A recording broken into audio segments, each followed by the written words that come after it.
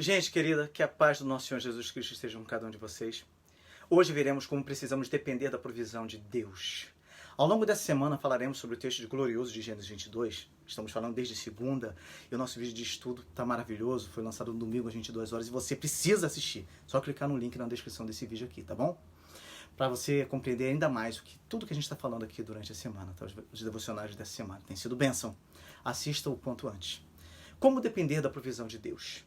Nesse texto tão impactante de Gênesis, há duas declarações que revelam claramente a provisão de Deus. A frase de Abraão para o seu filho Isaac: Deus proverá para si, meu filho, o cordeiro para o holocausto, no versículo 8. E Jeová Jireh, no versículo 14, que significa o Senhor proverá. Ao subir o Monte Moriá com seu filho, embora pudesse estar com seu coração em frangalhos, Abraão estava confiante de que Deus supriria todas as necessidades. Isso é algo impressionante.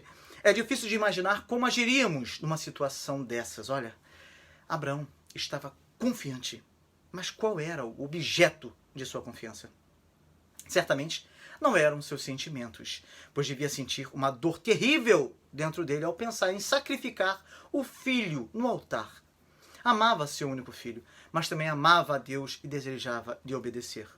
Abraão também não podia depender de outras pessoas. Sara ficou em casa e os dois servos que o haviam acompanhado permaneceram no acampamento. Agradecemos a Deus pelos amigos e membros da família que nos ajudam a carregar nossos fardos, não é? Mas há provações na vida que precisamos enfrentar sozinhos.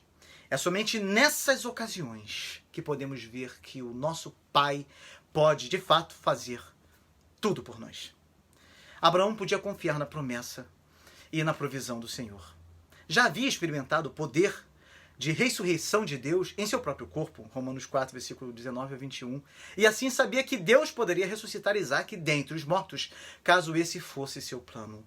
Ao que parece, não houve nenhum caso de ressurreição antes daquela época, de modo que Abraão estava exercitando grande fé em Deus.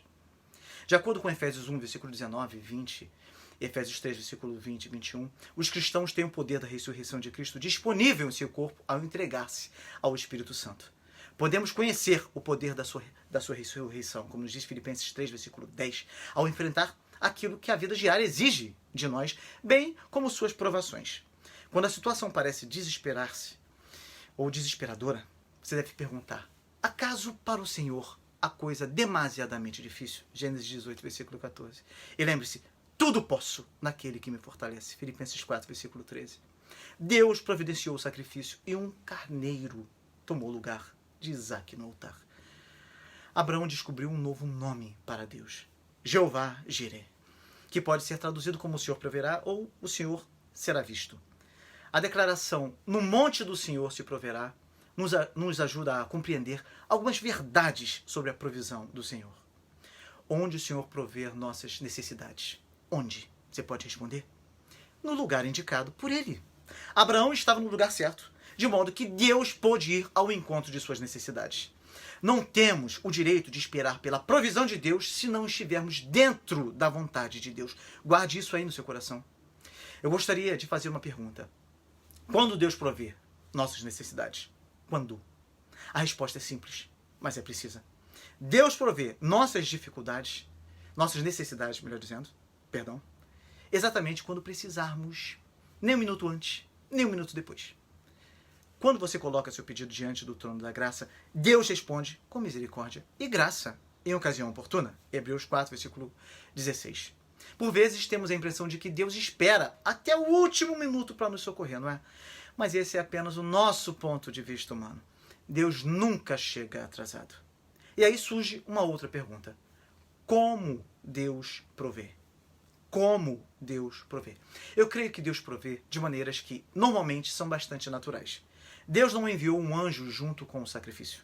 Simplesmente permitiu que um carneiro ficasse preso pelos chifres nos arbustos no momento em que Abraão precisava e no lugar que Abraão podia alcançar. Abraão só necessitava de um animal, de modo que Deus não mandou um rebanho de ovelhas. Portanto, nós podemos inferir que Deus concede sua provisão àqueles que confiam nele e que obedecem às suas instruções. Quando estamos fazendo a vontade de Deus, temos o direito de esperar pela provisão divina. Você consegue compreender isso? Quando a obra é feita à maneira de Deus, não carecerá do apoio de outras pessoas. Entende? O Senhor não tem obrigação de abençoar minhas ideias e projetos, mas Ele sempre apoia a sua obra, se ela é feita da maneira correta. E você sabe por que Deus supre todas as nossas necessidades? Para a glória de seu próprio nome. A primeira petição da oração do Pai Nosso, que governa todos os outros pedidos, é: santificado seja o teu nome. Mateus 6, versículos de 9 a 13. Confira só. Deus foi glorificado no Monte Moriá, pois Abraão e Isaque fizeram a vontade do Senhor e glorificaram a Jesus Cristo. Então devemos parar e refletir sobre essa importante verdade. Tá? Hoje, às 20h30, mais um podcast sobre o panorama geral da Bíblia será lançado aqui no canal. Não deixe de assistir.